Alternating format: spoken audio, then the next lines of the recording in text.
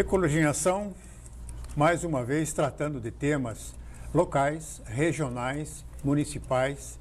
E hoje, como é o Dia Mundial da Água, nós vamos tratar um pouco do assunto dos nossos recursos hídricos, da nossa segurança ou insegurança hídrica. E para conversar sobre esse tema e outros, convidamos para esse programa o arquiteto Marcos Bustamante. Marcos, seja bem-vindo ao nosso programa. Você, como arquiteto, tem contribuído bastante para Joinville com as tuas técnicas, a tua sabedoria da arquitetura, do parcelamento e uso do solo. Você foi assim um participante da LOT, da Lei de Ordenamento Territorial. Você contribuiu bastante com tuas sugestões técnicas. E agora nós vamos, no Dia Mundial da Água, conversar um pouquinho sobre a água de Joinville. Eu, hoje em dia, voltei a consumir a água da torneira de Joinville. Há muitos anos, eu bebia água de botijão de água, de bobona de água. Era uma mão de obra danada. Como a bobona agora é 20 quilos e eu já estou nos 80, está difícil de colocar ela no... Mas, mesmo assim, eu e minha mulher, resolvemos prestigiar a água de Joinville, que é de ótima qualidade. Mas este programa, então, está sendo gravado nesse Dia Mundial da Água e vamos, então, perguntar para você, levantar a questão da insegurança. E nós temos insegurança da água em Joinville?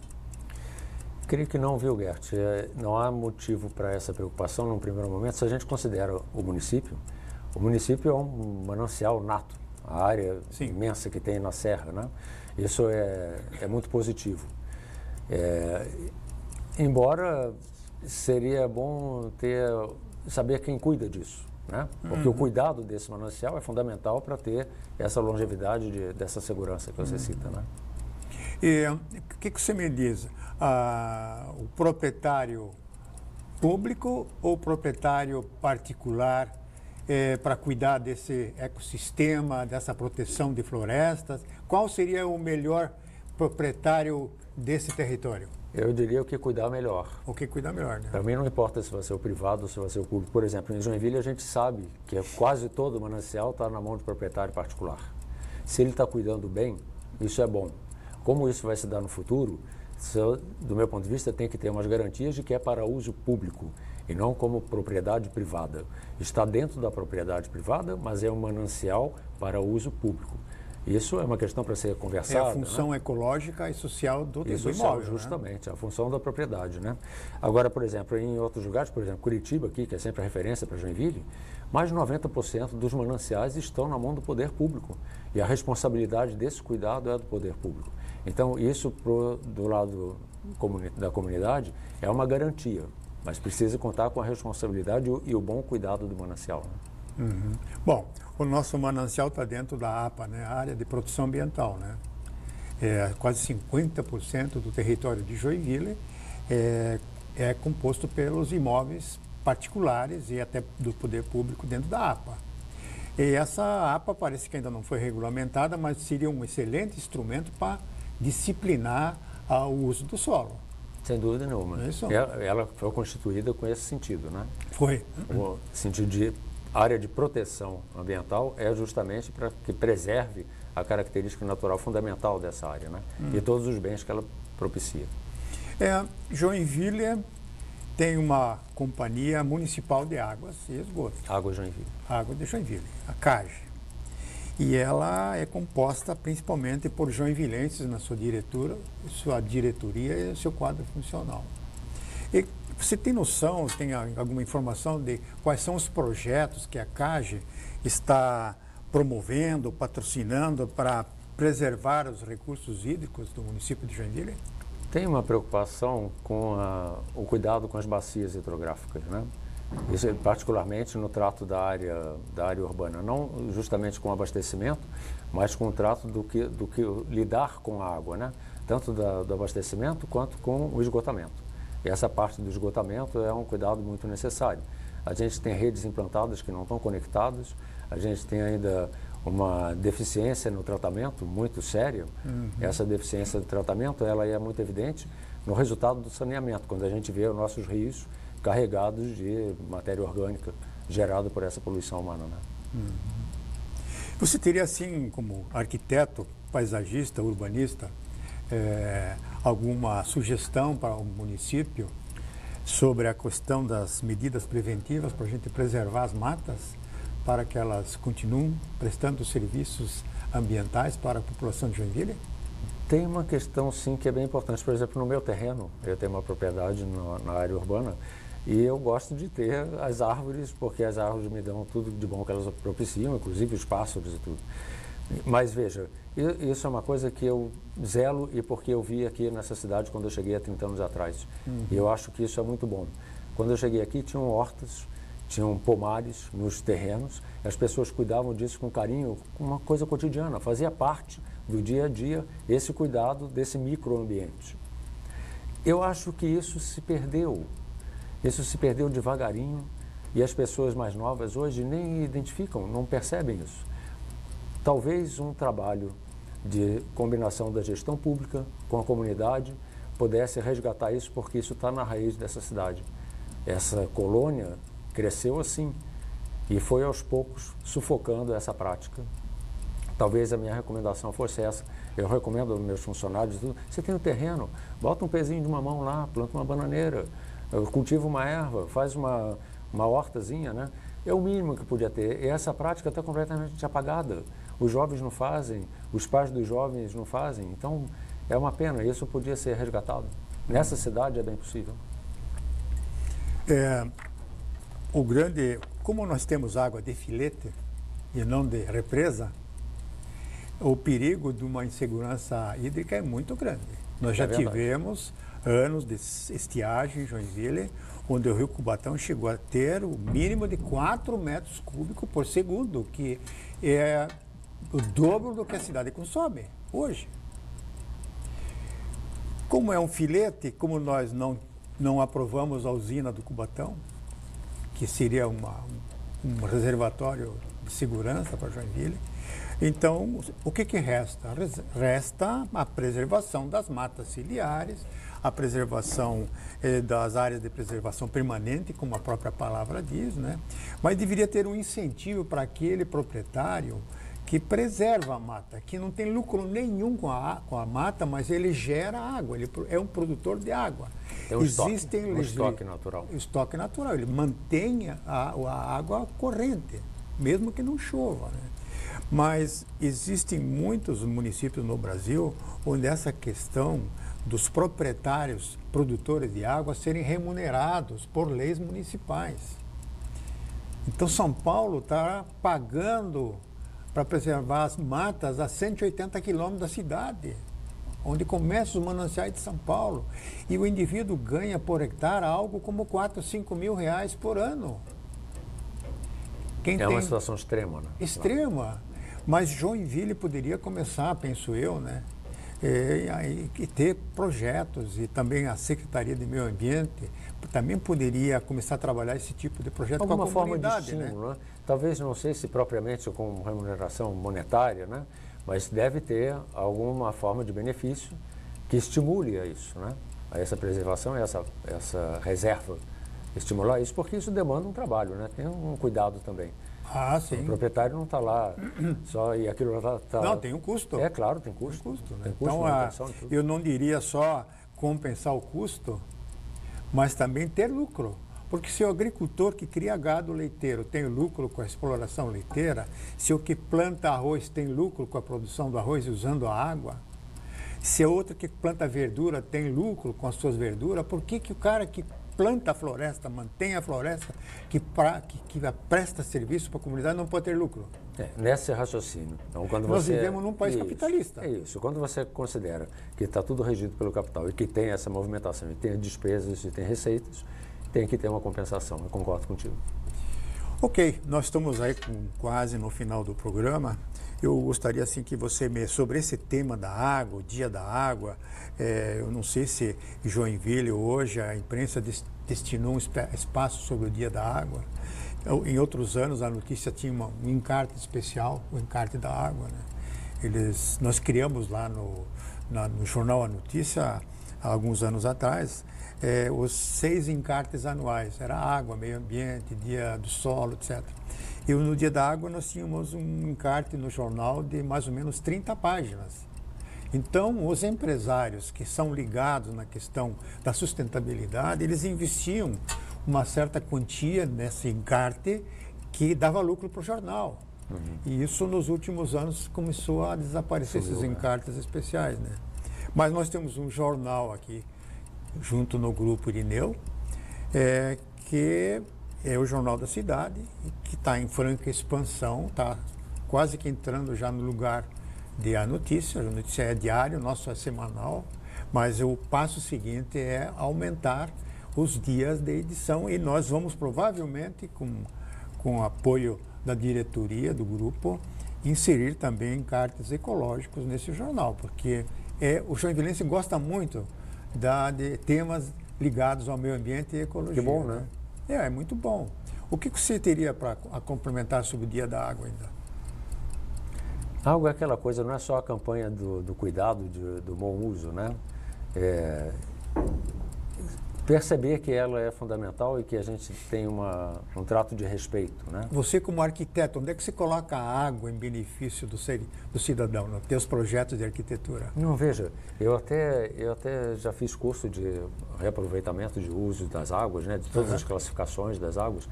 Eu acho que isso é uma coisa que a gente tem que ter desenvolvido como consciência. Por exemplo, eu leciono e quando eu estou conversando com alunos, eu estou sempre tentando despertar reflexões sobre a sustentabilidade. E a sustentabilidade como uma atitude permanente, em todos os aspectos, né? No comportamento individual, no comportamento coletivo e expansivo para a sociedade. Como tratar isso com essa consciência? Então, mais do que só a água, todo o conceito do ambiente que tenha essa visão sustentável. Isso eu acho que é fundamental. A gente hoje tem muito mais falado do que praticado. Se conseguir incorporar atitude sustentável em cada indivíduo, inclusive em formação, a gente tem uma perspectiva mais positiva, né? Eu queria, então, prestar uma homenagem aos arquitetos que fizeram o projeto da CIG e da Câmara de Vereadores, ambos prédios com captação de água da chuva e uso intensivo da água da chuva. Então, é a homenagem que nós prestamos para esses 2 imóveis importantes em Joinville, referência na sustentabilidade da água. Esse programa está encerrando a nossa primeira sua parte e vamos voltar com vocês no segundo bloco, tratando de um outro tema também de interesse da sociedade de Joinville.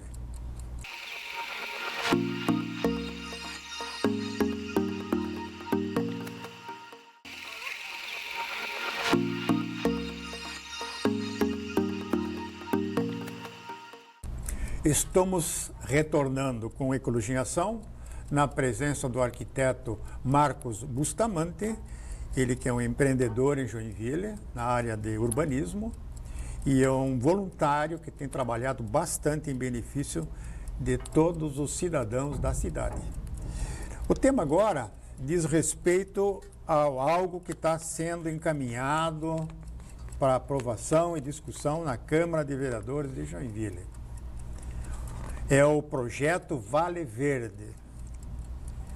Esse projeto Vale Verde, ele poderia ter sido apresentado para a Câmara de Vereadores no formato como ele foi, ou ele devia ser uma iniciativa do Executivo? Se fosse para poder caminhar da forma legal, como está regido pela lei recente, 470, ele tem que ser iniciativa do poder público. Não pode ser uma iniciativa privada, né? Então, esse encaminhamento original, ele padece de... Mas essa situação já não anula todo o esforço que vai ser feito aqui para frente? Legalmente é questionável, né? Sim. Essa é uma primeira questão, fora uma série de outros aspectos que podem se levantar reflexões e que merecem uma discussão. O próprio projeto, como é apresentado como projeto, na verdade, um projeto urbanístico tem uma sequência de exigências e complementos que constituem o projeto integralmente. O que está apresentado nesse momento, olhando ali, é uma sugestão de alteração de zoneamento de áreas territoriais, com uma sugestão também de fracionamento diferente do que é regido hoje. Hoje é uma área rural, a área que está sendo proposta essa intervenção. Controlada pelo INCRA, né? É uma área rural. A área rural, o lote rural, o mínimo é 20 mil metros quadrados para a região de Joinville. Então, antes tem que ver por que deixar de ser rural. O que ela não tem mais e que passaria a ter uma característica urbana. Ela tem hoje uma tendência para a característica urbana e na integralidade da área, como está sendo levantado nesse estudo, tem várias questões a serem.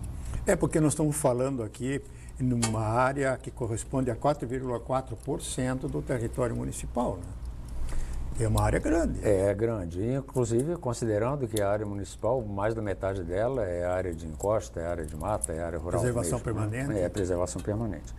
Então, assim, tem várias questões a analisar. No roteiro legal, como você levantou primeiro, tem várias inconsistências no procedimento como está adotado, né? A primeira é essa, a competência seria de iniciativa do poder público. Mas, veja, tem ali umas questões importantes a ver, né? Trata-se da área mais fértil, né, Gert? É a área... É a mais rica e fértil de Santa Catarina. Veja bem, que fosse só de Joinville, uma área daquela, que é uma área de várzea, é uma área inundável, quando o rio enche, né, essa água transborda para os lados. Então, tem características muito peculiares de procedimento considerado como área rural. É como o Vale do Nilo, né, que sofre aquelas sofria, né, agora não sofre mais aquelas inundações, que toda a riqueza das montanhas era depositada nesse vale, enriquecendo anualmente aquele solo sem necessidade de adubação. Né? O próprio desenho dos meandros, dos cursos d'água, mostra essa peculiaridade geográfica, né? Então, assim, que uso dá a esse território? Será que com esse potencial todo, por exemplo, tem bons exemplos ali, né? Tem a agrícola da ilha, é uma referência já internacional, a Emerocales, o que se cultiva, o que se tira de produtividade naquela fraçãozinha de terra. Olha outro bom exemplo, a purpurata. Então, quanta coisa boa pode ser. Será que não podia ser uma Olambra de Joinville, um território daquele, se fosse então falar só para flores, né? Que não fosse tratado de cultivo de horta, que a gente importa dos outros estados para consumir uma alface? Quer dizer, quanta coisa boa a gente podia ter ali. Mas a impressão que eu tenho, antes de falar desse projeto, é que tem uma ausência de dedicação à agricultura no município. Essa é uma impressão que eu tenho, uma leitura de quem está aqui há 30 anos. Está correta, inclusive. Existia uma fundação, tinha um empenho. Eu me lembro de momentos em que tinha uma certa força e a gente ouvia até, mesmo sem querer, a gente ouvia manifestações e sentia a presença de alguma vontade de empenho agrícola.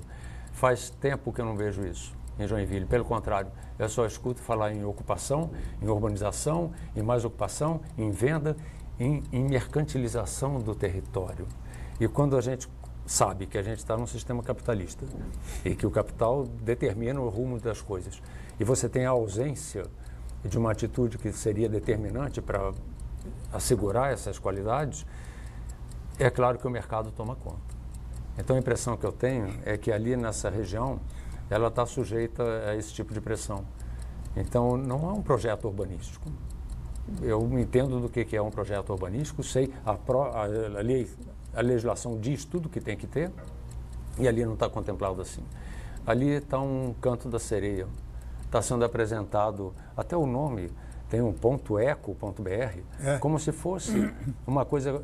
Cadê a ecologia nisso? Num fracionamento de uma área rural, com a pretensão de ser uma área urbana?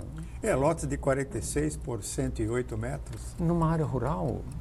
Não faz sentido. Vamos dizer que a cidade já estivesse plenamente ocupada, atendida de infraestrutura, com todas as suas carências resolvidas, e aí você já tivesse uma demanda tanta que demandasse mais área para a expansão urbana. Cadê isso? Eu trabalhei no Cinturão Verde desde os anos 60 do século passado, com o Ivan Rodrigues, que foi depois eleito deputado, vice-prefeito. E o Ivan era veterinário e eu com ele fazíamos parceria numa cooperativa de laticínios que manipulava por dia 25 mil litros de leite, produzidos nessa região que não se produz mais. Então, com essa falta de atenção, falta de investimento do município nas questões rurais, o desestímulo que foi provocado e a compra sistemática de granjas por loteadores de Joinville, pelo setor imobiliário, prevendo lá na frente fazer o que estão fazendo agora aqui com esse projeto, para atender a capitalização do dinheiro que foi gasto há 10, 15, 20 anos atrás. Eles agora querem transformar isso em dinheiro. E isso é cinturão verde dentro do que nós estamos observando no Brasil pela corrupção nos frigoríficos, no leite, nos hortifrutigranjeiros cheios de agrotóxicos. Nós precisamos desse cinturão verde para alimentar o povo de Joinville. É um povo mais culto, é um povo muito inteligente, tem muita informação. Porque toda a nossa comida vem do Ceasa de São Paulo. Justamente é uma questão que podia ser resolvida internamente, né? Claro. Não falta condição para isso. Tem um território formidável para isso, né? Tem mão de obra para isso, tem gente qualificada para isso. Não está sendo dado o amparo necessário. Então, eu compreendo quando esse agricultor acha que o que ele tem que fazer é vender a terra. E que ele tem que fracionar para transformar aquilo em dinheiro. Esse dinheiro vai evaporar e aquele prejuízo, aquele lastro vai ficar para a cidade. Então, assim, tem que ter um amparo, tem que ter a responsabilidade do ente público, tomando a iniciativa, fazendo não só a defesa desse território, mas dar as condições de fomentar ali o que é necessário, né? Então, pelo que eu li desse projeto, eu fiquei meio assustado, porque ele é muito superficial, ele não entra em detalhes. Não posso dizer que é um projeto, né? Não é projeto, é um rascunho, né? Isso tinha que ser trabalhado profundamente para ser uma proposta, mas essa proposta devia ser incorporada pelo poder público. Tem uma coisa delicada, Gert, que é na divulgação dos interessados aparece uma relação de associações de moradores, Sim. denominadas todas elas, como se fossem eles os interessados. Eu acho que essa é uma questão delicadíssima, porque parece que tem vários segmentos da comunidade interessados e apoiando essa iniciativa. Quando eu desconfio, será que, na verdade, o que está por trás disso não é quase o desespero daquele proprietário rural desamparado, que não tem mais alternativa e que capitulou para mercantilizar o seu território? Ele vai matar a galinha dos ovos de ouro. Ele sabe que ele tem uma galinha dos ovos de ouro, mas ele vai ter que entregar porque ele não tem apoio. E cada vez que eu vejo o nome daquelas associações, e a gente conhece as pessoas da comunidade, a sensação me dá essa reflexão. Será que essas pessoas já não estão ao desespero do abandono e estão se entregando para qualquer coisa? Essas associações, na verdade, são associações de moradores, de uma ou duas pessoas. Você convoca uma reunião, eu, por exemplo, estou ligado aos CONSEGs, ao CONSEG Floresta, a gente convoca a comunidade atingida pela insegurança, foram vítimas de assalto, de sequestro, de roubos. Eles não vão às reuniões, eles estão desmotivados porque sabem que não tem resposta do poder público para as angústias desse povo, né? Então a mesma coisa acontece na zona rural, pior ainda. É abandonado, porque aquele centro da inteligência agropecuária nossa, da agricultura dos colonos, isso acabou. Então, os agricultores que produziam leite, que tinham alguns já produzindo leite tipo A, é o leite que nós não temos em Joinville. É um leite de qualidade superior.